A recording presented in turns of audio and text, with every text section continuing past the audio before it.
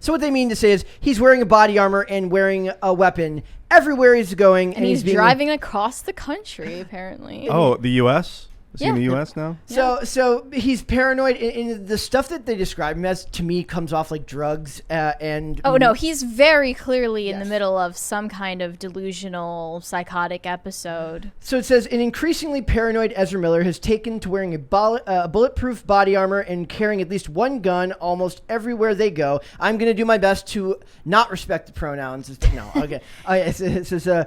Just do what feels right to you, yes. Brad. That's all he's doing. There, see, I screwed it up already. That's all he's doing. According to a new report from Insider that traces a timeline of Miller's activities and finds a disturbing pattern, they establish a home base, financially support artists and young women, and then attempt to control and manipulate their sexual partners, causing one of their alleged victims to compare the practice to a cult. So that keeps happening over and over again.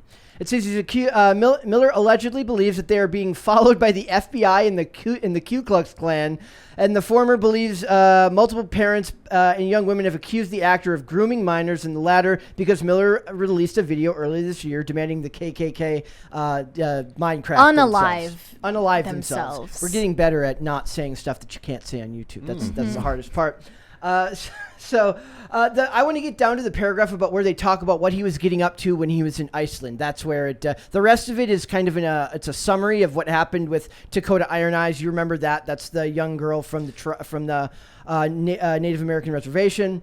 It says, so they talk about this was not an isolated incident in reference to Dakota Iron Eyes. They say, during the 2 months Miller spent in Iceland, rumors spread among locals that the actor was running a cult out of an Airbnb. Permanent residents described him as an aggressive person with a revolting smell who rarely changed out of their clothes. 3 people recalled Miller walking barefoot through Reykjavik, noting long, unclipped toenails and what might have been an infected gash on his foot. That could be like heroin use, to be honest. That's what I was thinking when we recalled the incident of him choking that woman in Iceland. I was like, in the middle of winter, why in Iceland? Why would you be wearing what looks like a bathrobe, skinny jeans, and flip-flops? Yes. Why are your feet exposed in the winter air like that? And I was like, could it be that possibly he's like injecting stuff? Also, like a lot of people who have used for a lot of years end up between the toes because they literally have no veins left. That's what left. I thought. But he has to be camera ready, so he cannot do that with the rest of his body. That's what I thought. thought. A very reasonable explanation to think that that's why he would be doing it. Yeah. So the Airbnb was in Reykjavik and was described by one visitor as a commune with beds laid out on the floor. Miller collected a community of artists, expats, and beautiful young women who they said hung on his every word. I felt like everyone was hypnotized, the visitor said. Is anyone else getting Jim Jones creepy vibes here? I don't understand it because I didn't think Ezra Miller was that charismatic of a guy. No. Like, he's not exactly a magnetic personality to the point where he could be a cult leader at that level, at least. It says he led a group of meditations and claimed to possess supernatural powers. Remember back when we talked about the memes he was posting on his story where we talked about, I'm in another dimension, and some people were saying he's clearly kidding.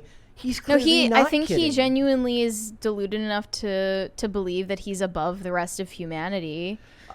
He has a few devotees, and I'll give him that, but he's not any Jared Leto. So, yeah, I know, right? He got like a whole like music festival's worth of people to come follow him. Yeah, and he seems far less violent. So it says he also paid. I'm saying he because saying they doesn't actually make sense in this paragraph. He also paid for food, lodging, and marijuana, and once handed a musician the equivalent of $1,500 for their birthday. But Miller would become enraged at dissent. Nobody ever was kind of allowed to disagree with them, said a young woman who had known Miller in Iceland and had a brief sexual relationship with them when she was 18. Remember, we were just talking about Demi Lovato off air and stuff that has gotten on where these people are uncomfortably close to like in their teen years, the end of their teen years. He's in his late 20s now. So he wasn't. Yeah, and what I've speculated is that Ezra Miller is just another one of these stars who's frozen in time and not able to mature, and he may genuinely believe himself to be an equal with some adolescent child, like the 12-year-old he met at Standing Rock. But obviously that's not a legal defense. So this is what he says. One person recalled Miller cornering them in the house and saying, "You don't like my hospitality," and claiming to be able to read her mind. The actor flew into a rage when she attempted to use her phone. She then snuck away and texted her family to pick her up. I was a bit traumatized for a while. It was one of the weirdest days I've ever experienced. And we joke about trauma and how Yes. people overuse that term so much that it starts to be meaningless. Yep. But this is genuinely a time when it would be called for. Yeah, and that's one of the key components of cults is like to remove you from contact with friends and family, is to make it impossible for you to kind of snap out of it through the people that you once trusted and loved, being able to kind of point out what's going on. Yeah, I think that's even what he was probably doing with that mother and her young children. Thank you. While the father of those children from Hawaii lost custody of them, and he's like got them staying on his farm, and you're nobody's doing anything. cutting them off from the dad. Yeah. I can't imagine for good reason. Another woman stayed with Miller for 6 days. My ego was thriving. That's such an interesting phrase. Does that seem interesting to you? The idea that her idea is saying that my ego was thriving. It just doesn't feel like a person. Maybe it's just not in my vernacular to talk like that, but it just doesn't feel like Does he a make way. people feel like they're in some kind of in crowd, someone Yeah. who's in the know if they're around him? Yeah, so it says another woman stayed with Miller for 6 days. My ego was thriving, she said, adding that she was really lost at the time and abusing drugs and alcohol. The first time they had sex was a threesome with another young woman. After that, Ezra basically said, "My room is your room. This is now where you're going to stay." And I was like, cool, she says. At one moment, they would look at me in the eye and say, "I love you," and this be really nice, that you're a really nice and beautiful person, she said. But right after that, they would tell me I was effing disgusting. There was a lot of psychological abuse. These are all textbook abuse And it tactics. sounds deliberate. It sounds like someone who is present in their mind enough to calculate Yeah.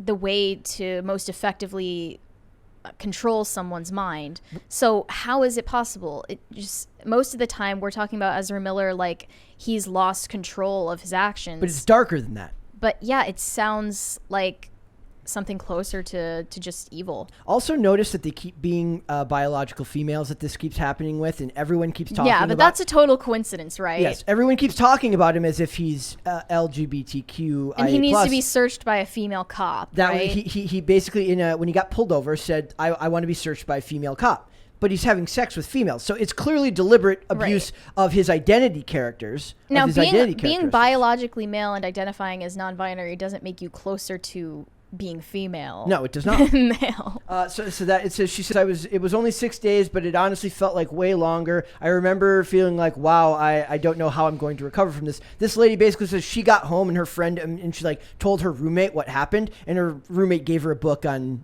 how to like spot cults and stuff like this. So this is like, I think you're right. I think this is worse than just us being like, oh, look at what stupid Ezra Miller's doing again. And like I said, He's not stupid. I made he is crazy, but then what are the boundaries between being crazy and being fully aware of your actions and just choosing evil? Evil and manipulative. Like I said, I made the thumbnail and I was laughing because I get to make a thumbnail that says Ezra Miller runs a cult out of an Airbnb, which is ridiculous sounding. Yeah. But the behavior is actually evil and very, very dangerous.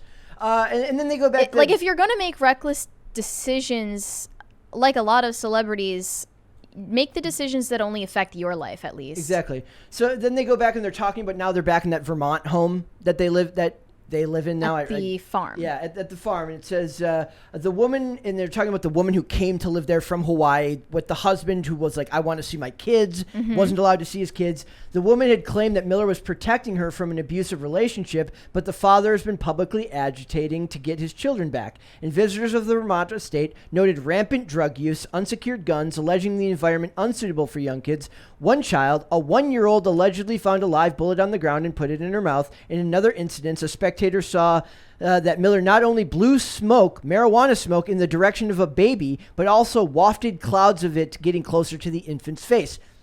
Purposeful. When is this...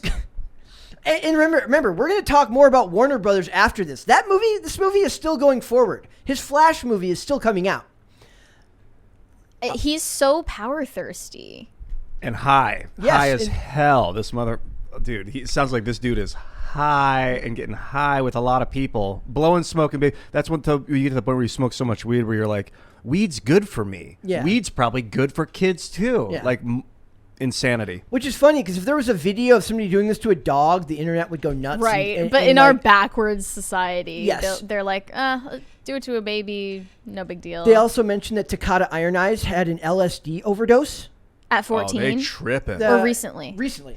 Because the first time that she had LSD was in London when she was 14 with him. Yep. No, they said that has an LSD overdose and that like actual authorities had to be bringing in. LSD And that overdose. has permanent neurological consequences. Yeah, it does. It's LSD easy to overdose it. Anytime you start tripping on LSD, that means you're overdosing, by the way. But a real overdose where you can't walk, where you're sinking into the floor, the walls are flowing and things like that, that's probably what she's talking about. There's a 20 stuck to my... Oh. Okay. There's also something in this CBR article that I thought was really, really telling. Is it the quote from the longtime family friend? Yes, it is. That stood out to me too. Okay. I'll read it. I think Ezra has been enabled because of their fame, their wealth, their earning potential, their whiteness, and their beauty. It's really hard to intervene when someone has as many resources as Ezra. When you're famous, people are less likely to say no to you. I think that those things can be really dangerous. I'm going to let you know a little secret. His fame absolutely has something to do with it. But there's something that this person keeps doing that keeps proving to you what is actually the cause here, and that's the fact that they're respecting Ezra's pronouns while talking about what an awful person he's being. It has a lot more to do, at least from the cultural side, from the business side, with the fact that he's part of a fashionable identity group at the moment that is above criticism. I think changing your pronouns is a privilege, and you can lose that privilege. Okay. That's my opinion. On what conditions? If I don't like you, I'm not going to call you what you want me to call you. I'm going to call you what I want to call you. If I like you, I'll acquiesce to your feelings and maybe live your life the way you want it to be lived. Okay. At least that's the way I'm going to start looking at it. Some people, I think, would say we discredit our arguments about Ezra Miller. Perhaps if we argue that they shouldn't go forward with this movie, we discredit that argument by disrespecting the pronouns because they're saying, well, that's not the focus of the issue. Yeah. The issue is all of these actions that we've listed. I think they're not linked. the pronouns, but we're saying that they're intrinsically linked. Yep. It's one of the factors, at least, that that is like why Ezra Miller feels licensed to do all of these things. Who is a regular straight white male actor right now that's fairly popular? Ansel Elgort had his incident with Tom Holland. If Tom Holland was doing all this stuff, I don't think he would be allowed to continue. I don't. I think he Timothy would Chalamet.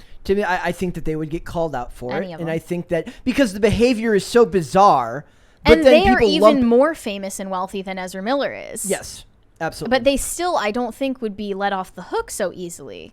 No, because they would be held to a different standard. But it's almost like people are like, it's like the old days when people are like, oh, it's an alternative lifestyle. Like, what do you care? Like, well, there's children there. There's unsecured firearms there. Look, I am the most pro 2A person in the world. Because the people that actually champion the Second Amendment believe in taking it very seriously and being responsible with firearms. Me and Mary joke that Ezra Miller is he's a libertarian icon. He's a libertarian icon. And a champion of the Second Amendment. Yes, for any and all abusive and people. legalizing marijuana. like on paper, before you get to the psychological manipulation and abuse of children, he's fantastic. But then you get to the psychological abuse and the manipulation. It's when you take freedom to the extreme where it means there are no boundaries on what's acceptable for my behavior. Yeah. Yep. So it's like, I thought the story, what's funny is because every time we cover this, like last time Ian was here, like I almost like had to double take because I have that natural inclination to laugh off any time we do stuff like this, because when you read it, it sounds so absolutely preposterous that you want to just laugh at it. But the then absurdity of it is laughable, but then the more we talk about it, the more serious you realize it actually is. I think that he wants to be John Lennon. Like, he looks like John Lennon a little bit. Yeah, He probably let it go to his head, did a lot of drugs. I've been there where I smoked so much weed that I started to believe, like, oh, maybe I am John Lennon. Maybe I can be Jesus. Maybe I can do what they wanted to do and, like, pick up the reins and become. But, like, no, I'm Ian Crossland. I'm not John Lennon. Yeah. And John Lennon was abused when he was a kid. He was messed up. if you try to become like him, then you start to become crazy. And like this dude's a drug-addled sex addict, basically. Yeah. That's gone way too. Probably if there's heroin involved, like he's gone way too far with the power, with the insulated power control thing. I do think that the money plays a huge aspect of Yeah, it, obviously. because he's getting rewarded for this behavior, or has been up to this point. Yep. An and unlimited movement. You can run away from any of your problems. He's on the run now, basically. Yeah. It's just, like the name of the second article, it says, Ezra Miller reportedly driving across the U.S. armed and wearing a bulletproof vest.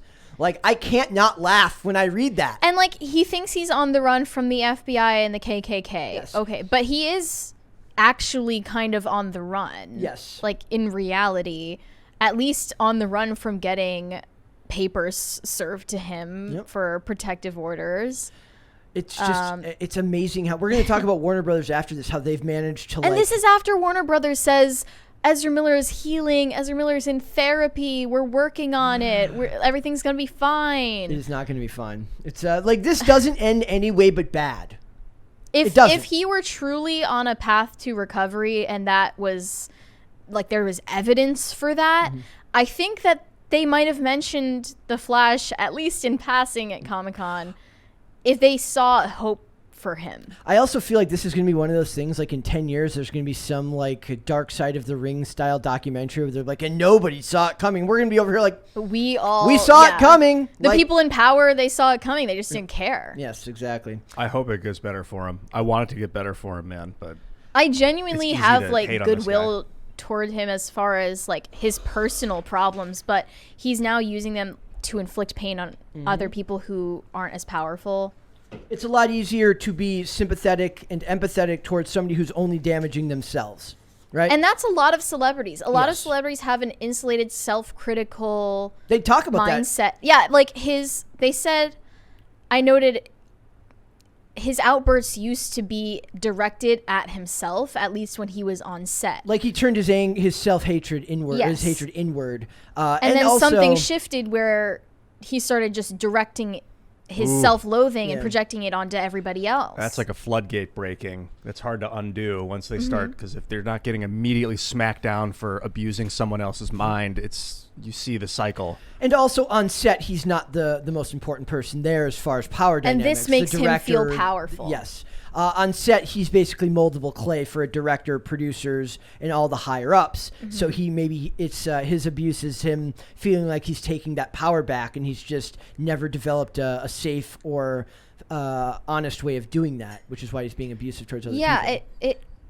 The state of his psyche might suggest that he himself was the victim of some psychological abuse. Seems to be an ongoing But that's theme. a mystery, and also doesn't excuse him of anything he's doing. No, you still have agency. It would explain it, but it doesn't excuse it.